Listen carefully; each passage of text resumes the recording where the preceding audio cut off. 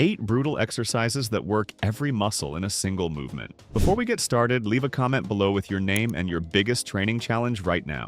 We will do our best to read as many comments as possible. Exercise number 1, Renegade Row. Few movements demand as much from your entire body as the Renegade Row. It combines an isometric plank with a unilateral row, forcing your core to resist rotation while your arms work independently. Regular practitioners report a noticeable improvement in trunk stability within just a few weeks, precisely because the body is constantly forced to oppose the rotational force generated by the arm movement. A study on anti-rotational exercises showed that movements like this one activate the deep stabilizing muscles of the abdomen significantly more than traditional trunk flexion exercises, such as the conventional crunch. This happens because the body needs to resist movement rather than simply produce it, which is a form of muscle recruitment much closer to the demands of everyday life. The muscle groups involved include the core as the primary stabilizer, the spinal erectors, the lats, the rhomboids, the rear deltoids, and secondarily the biceps and forearms. To perform it correctly, place your hands on dumbbells on the floor,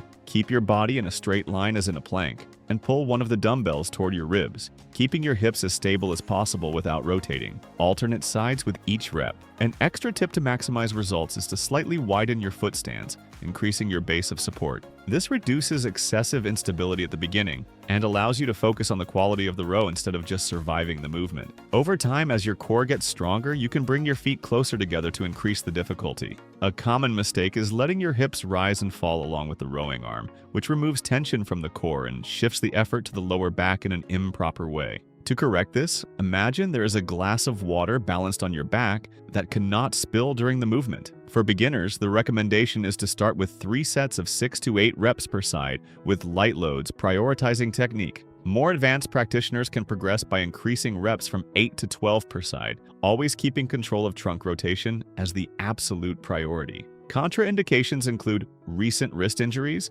since the exercise requires direct support on the dumbbells, and cases of acute lower back pain, as the stabilization demand can overload the area if technique is not impeccable. In these situations, it is advisable to seek professional guidance before including the movement in your routine. Exercise number 2, Farmer's Carry. The Farmer's Carry is one of the simplest exercises to understand, and at the same time, one of the most complete that exist. All you have to do is hold a considerable weight in each hand and walk. It sounds simple, but the demand on grip strength, posture, and muscular endurance is enormous. This movement intensely works the traps, the forearms, the spinal erectors, the core as a stabilizer, and indirectly the entire posterior chain of the legs during the walk. Grip strength, in particular, has been associated in general observations with markers of muscular health throughout life, which makes this exercise interesting not only for aesthetics but for long-term functionality. To perform it correctly, hold a heavy dumbbell or kettlebell in each hand, keep your shoulders back and down, your chest open, and your core braced. Walk with controlled steps,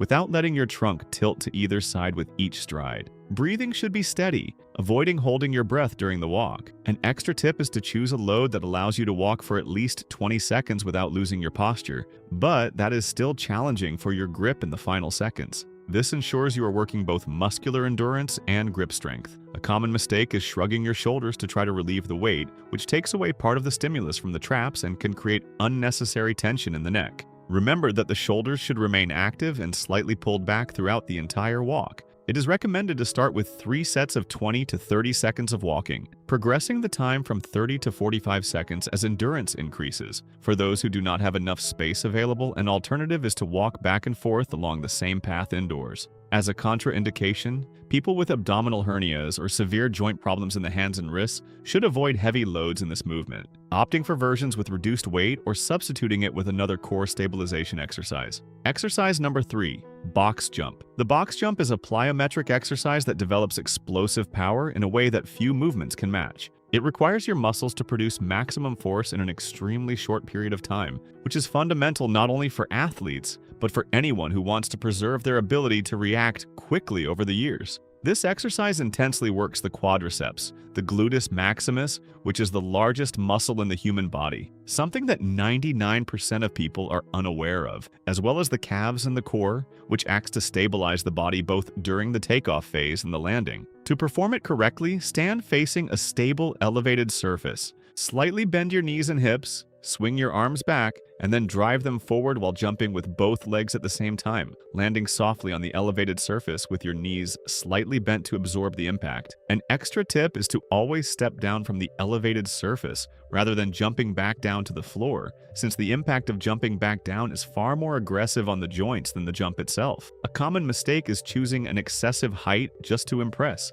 which compromises the quality of the landing and considerably increases the risk of injury. The beauty of this exercise lies in its ability to develop real power, and that depends much more on the quality of the movement than on the height of the box. The recommendation is to start with 3 sets of 5 to 8 reps, with full rest between them, since this is a power exercise and not an endurance one. Prefer to gradually increase the height only when the landing technique is fully established, rather than excessively increasing the number of reps. Contraindications include joint problems in the knees and ankles, a history of recent ligament injuries, and osteoporosis, since repeated impact can be harmful in these cases. People with these conditions can substitute the exercise with low-impact variations that still develop power, such as jumps without elevation. Exercise number 4, bear crawl. The bear crawl is an exercise that draws on primitive movement patterns and, precisely for that reason, recruits an impressive number of muscle groups working in sync. I have observed that practitioners who include this movement in their routine report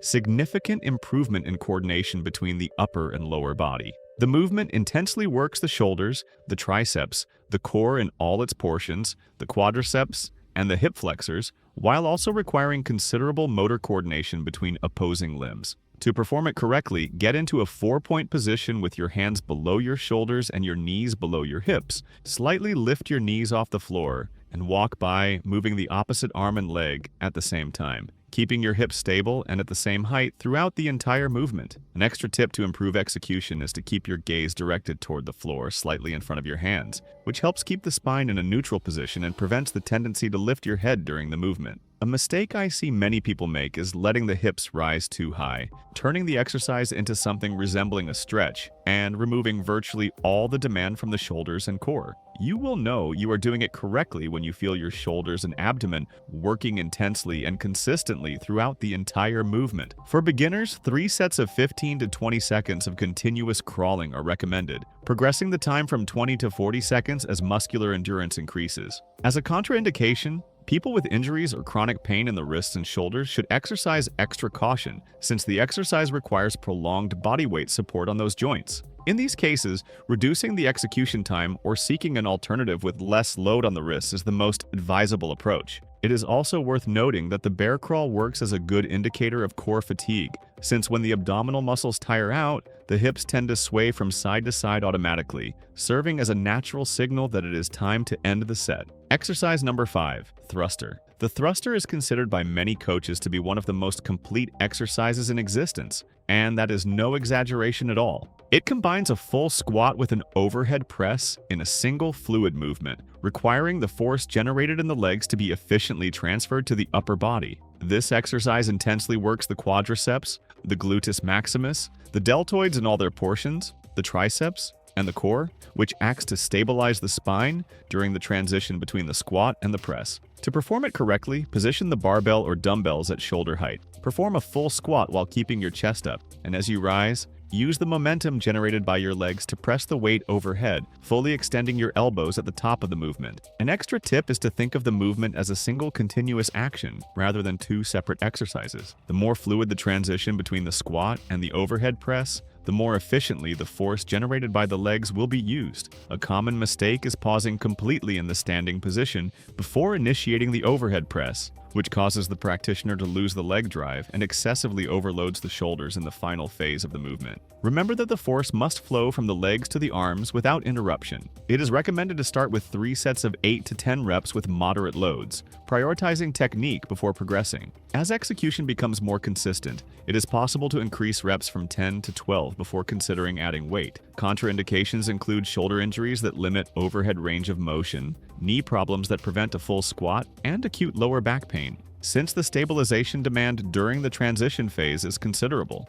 In these cases, the most advisable approach is to separate the movement into 2 distinct parts, performing the squat and the overhead press in isolation, until the necessary mobility and strength are more fully developed. Exercise number 6, deadlift. What many people do not know is that the deadlift is, from the perspective of many experts, the most complete exercise in existence for developing overall strength. It replicates a fundamental human movement pattern, which is lifting objects off the floor, and therefore has direct application in everyday life. This exercise intensely works the hamstrings, a muscle group frequently neglected compared to the quadriceps, the gluteus maximus, the spinal erectors, the traps, and the forearms through grip strength. An important point about the hamstrings is that they are essential for both knee flexion and hip extension, and neglecting their training can create a significant imbalance relative to the quadriceps, increasing the risk of knee injuries over time. To perform it correctly, position your feet at hip width with the barbell close to your shins, hinge at the hips, and bend your knees while keeping your spine neutral. Grip the barbell, and as you lift,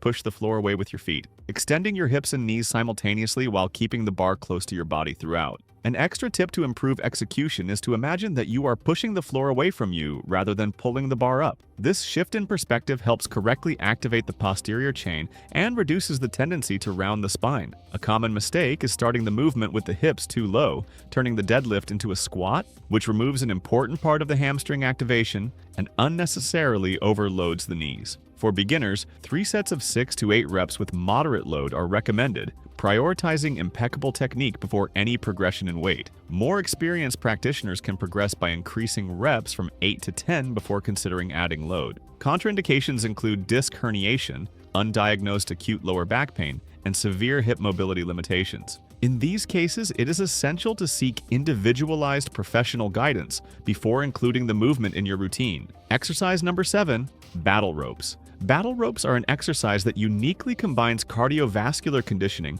with upper body strength development. Unlike traditional cardiovascular exercises, they maintain a constant muscular demand on the arms, shoulders, and core throughout the entire session. This exercise intensely works the deltoids, the traps, the forearms, and the core, which acts to stabilize the trunk against the oscillatory movement of the ropes, and also requires leg involvement when performed in a partial squat position. Regular practitioners can observe significant improvement in localized muscular endurance of the arms and shoulders, since the repetitive high-speed movement creates a very specific metabolic demand on those areas. To perform it correctly, hold one end of the rope in each hand, adopt a partial squat stance with your core braced, and move your arms alternately or simultaneously, creating continuous waves in the rope toward the anchor point. An extra tip is to keep your knees slightly bent throughout the exercise, which transfers part of the work to the posterior chain of the legs and reduces the isolated load on the lower back. A common mistake is moving only the wrists instead of the entire arms, which drastically reduces the intensity of the exercise. To perform it correctly, the movement must come from the shoulder, with the arm nearly fully extended, creating wide and powerful waves in the rope. It is recommended to start with 4 to 5 sets of 20 to 30 seconds of intense effort with equal rest periods between them. The ideal progression is to increase the effort time from 30 to 45 seconds before reducing the rest intervals. Contraindications include shoulder injuries, especially to the rotator cuff, tendinitis in the elbows and wrists, and uncontrolled cardiovascular conditions, since the exercise rapidly elevates heart rate. For these individuals, reducing the amplitude of the waves or opting for a shorter effort time can be a safe way to still benefit from part of the movement. Exercise number 8, burpees. If there is one exercise capable of summing up the concept of full body training on its own, that exercise is the burpee. It combines a squat, a plank, a push-up, and a vertical jump in a single continuous sequence, without any pause between the phases. This exercise intensely works the chest, the shoulders, the triceps, the core in all its portions, the gluteus maximus, the quadriceps, and the calves, leaving virtually no major muscle group out. An interesting fact is that the burpee is frequently used in studies on metabolic conditioning precisely because it generates a high cardiovascular response in very little time, which makes it extremely efficient when the time available to train is limited. To perform it correctly, start standing, squat down, and place your hands on the floor. Kick your legs back into a plank position, perform a full push-up, bring your legs back toward your hands, and finish with a vertical jump, fully extending your body in the air. An extra tip to improve execution is to keep your core braced throughout the entire plank and push-up phase, preventing your hips from dropping or rising excessively. which would compromise both the safety and the effectiveness of the movement. A common mistake is skipping the push-up phase or performing it incompletely, which significantly reduces the stimulus on the chest and triceps. Remember that the quality of each phase of the movement is what determines the real benefit of the exercise. For beginners, 3 sets of 5 to 8 reps are recommended,